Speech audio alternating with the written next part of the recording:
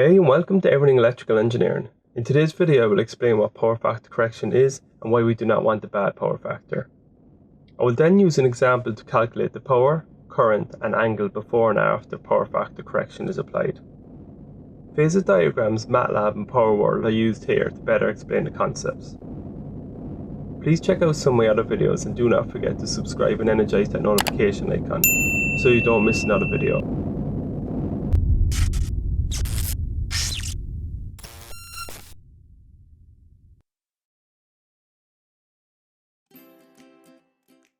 Before jumping into the idea of power factor and power factor correction, let's discuss the basic circuits and look at the relationship between voltage and current for R, L and C elements in sinusoidal steady state. From the phasor diagram, one can see the resistive current is in phase with the voltage. Thus the power factor is at unity or equal to 1. For a purely capacitive circuit, it will lead the voltage by 90 degrees, whereas for a purely inductive circuit, the current will lag the voltage by 90 degrees. Note the rotation is anticlockwise. I've used Matlab to graph these conditions, where the voltage is denoted by a black line. The resistor current is in blue, and the inductive current is denoted by a green line. Let's have a review of the power triangle, and remember the angle theta is the same for the impedance triangle. The reactive power is proportional to the angle difference between P and S.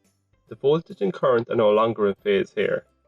The cosine of the angle is the power factor, and if less than 1, the current will be larger than if the power factor was equal to 1. This can be observed from the power triangle.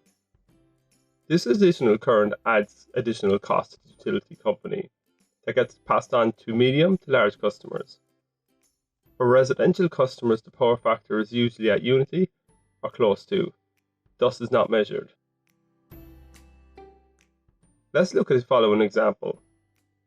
There are two MCC rooms with an impedance of 7 plus J5 and 10 plus J4 ohms, connected to a voltage of 230.9 volts. At a frequency of 50 Hz. The diagram represents a sinusoidal single-phase or balanced three-phase circuit operating in steady state. First, let's calculate the current flowing in both branches, then the power. I1, the current flowing in MCC room 1, is equal to the voltage V all over Z, the impedance. This is equal to 21.84 minus J 15.60 amps. I2 is equal to the voltage over the impedance of MCC room 2. This is equal to 19.90 minus J 7.96 amps. Next, let's calculate the active and reactive power flowing in both circuits. The power flowing in MCC room 1, S1, is equal to the voltage times the complex conjugate of I1. This is 5,042.856 watts plus J 3602 var. S2, the power flowing in MCC room 2, is the voltage times the complex conjugate of I2. This is equal to 4,594.6 watts plus J 1837.96 var. The total power, S total, can be calculated by adding S1 and S2. This is equal to 9,637.76 watts plus 5,439.96 var, or 11,067.05 VA at an angle of 29.4422 degrees. The total current can be calculated by the complex conjugate of the total power over the voltage and is equal to 47.93 at an angle of minus 29.4422 amps. This is the angular displacement between the voltage and current where the power factor is equal to the cos of the angle. This is 0.870852. Now let's find the reactive power Q of the capacitor to bring the supply power factor to 0.98. We can determine the capacitor size in farads.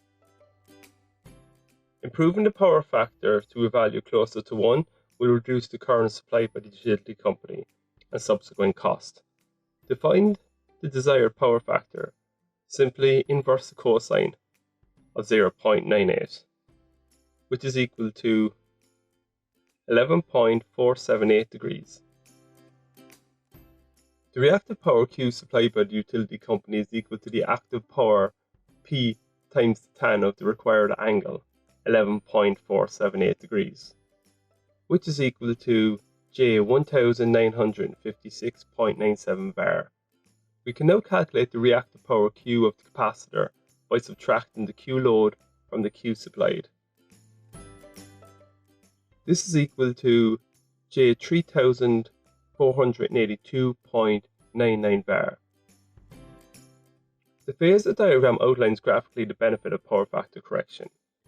The reduction in power factor from 0.87 to 0.98 decreased the reactive power by J 3482.99 var to J 1956.97 var.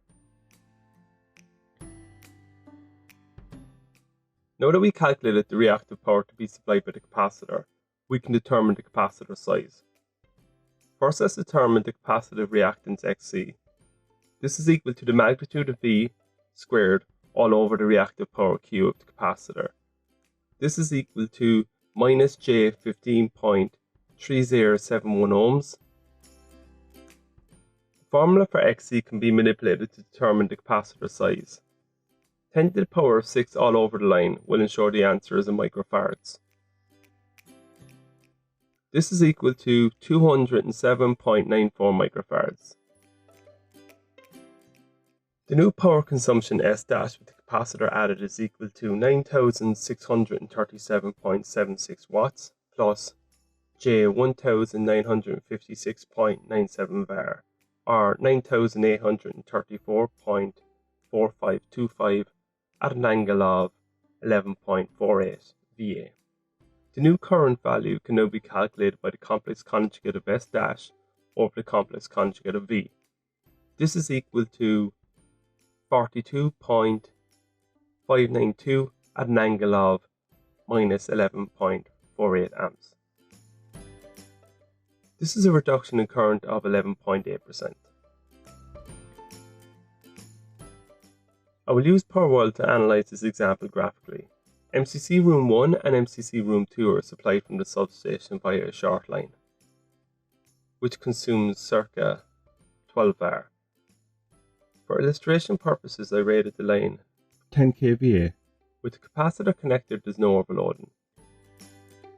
If the capacitor is now removed, the circuit is now overloaded. Thus, having a power factor as close to 1 as possible will reduce the utility bills and could save money on reduced conductor sizing. Thanks for watching. Please don't forget to subscribe so you don't miss future videos.